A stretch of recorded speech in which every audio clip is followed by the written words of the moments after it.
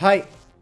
Welcome to this part of my review featuring Neon Lords of the Toxic Wasteland Core Rulez. If you haven't seen the other parts of my review featuring this science fantasy post-apocalypse experience, please check out the playlist in the description below. It also includes the solo supplement. This time we are going to talk about combat, the Total Carnage section. Never bring a slasher to a blaster fight. This section starts with a combat example.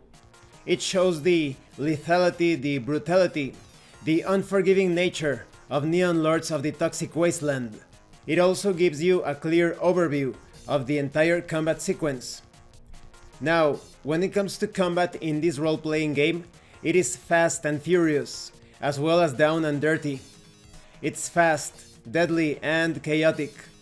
Combat plays out in a specific order.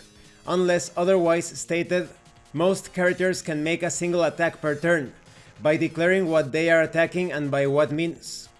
The player then rolls a d20, adds the appropriate modifiers to the roll, and compares the total to the target's armor class. A roll equal to or over the target's armor class is a hit, and the player rolls damage, while a total of less than the armor class indicates that the attack has missed the target or failed to damage it. As always, a roll of a 1 on the d20 is a total bomber, and a roll of a 20 on the die is to the max. When it comes to time in combat, time spent in combat and adventuring are differently measured. Adventuring time is normal speed and measures what a character can do in the span of 10 minutes. Combat time is slowed down and separated into phases for ease of tracking. Realistically, movement, spells, missile fire and melee are going on almost simultaneously. Phases make turns and turns make rounds. A combat phase happens even if no one acts within that phase. The most common example is the movement phase. Many times no one will opt to move due to them having the prime spot to deal some lethal damage. Even though no movements were made, the phase begins and ends. When it comes to turns, this is based solely on the specific character. This is a combination of all movements and actions taken within this round of combat, including their movement and their attacks or any actions they wish to make and any free actions they may have. If a spell or effect cares about turns, they are tracked by the character's actions only. When it comes to combat rounds, they are from the initiative roll through movement, combats, actions, and any other shenanigans that may happen all the way to the end of the combat chart. Once initiative is rolled again, this is the start of the next round of combat. Each side resolves their action in the specific phase in a combat round. The side that wins initiative moves first, followed by their opponent. The side with the highest initiative makes missile attacks, followed by the lower initiative side, etc. You have the following combat sequence. Step 1.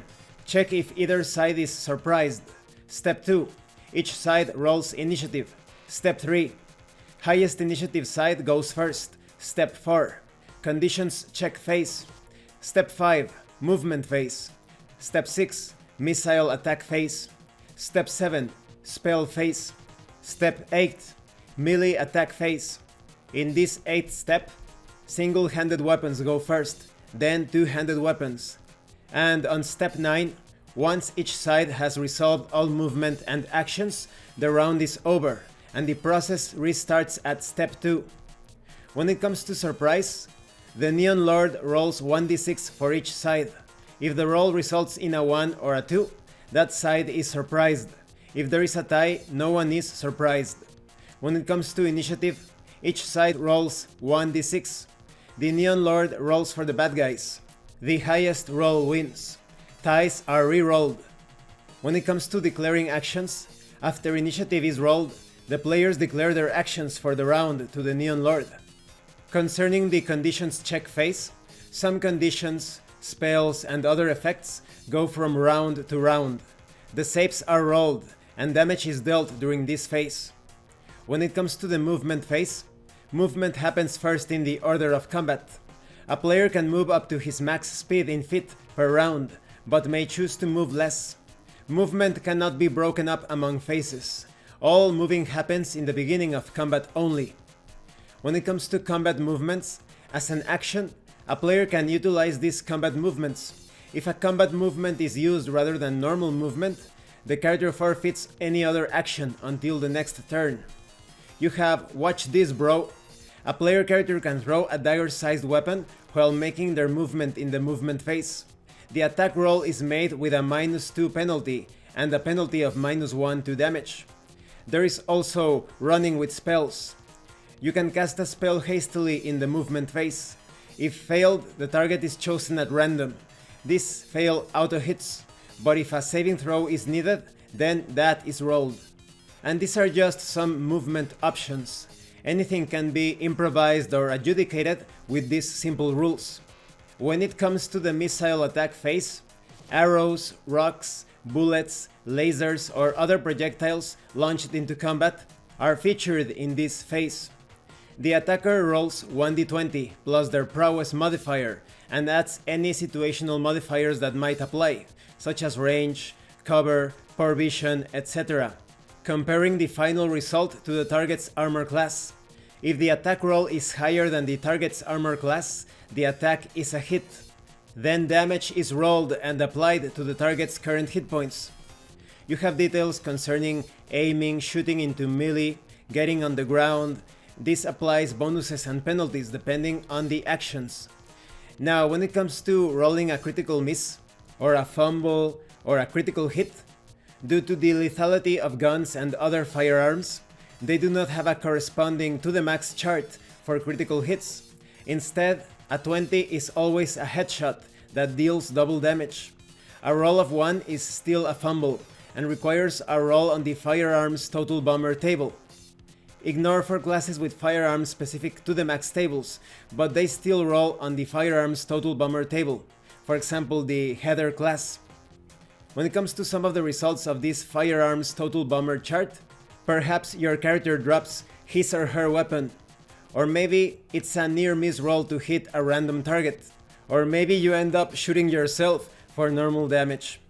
And this concludes this part of the review. In the next part we are going to talk about spellcasting in combat, and we are going to take a closer look at the critical hit and fumble tables. I really like how combat is so familiar to those of us that have enjoyed D20 based systems, specifically old school Dungeons and Dragons, but everything has been modified or tailored for the Neon Lords experience, with some really awesome and ridiculous moments because of the results.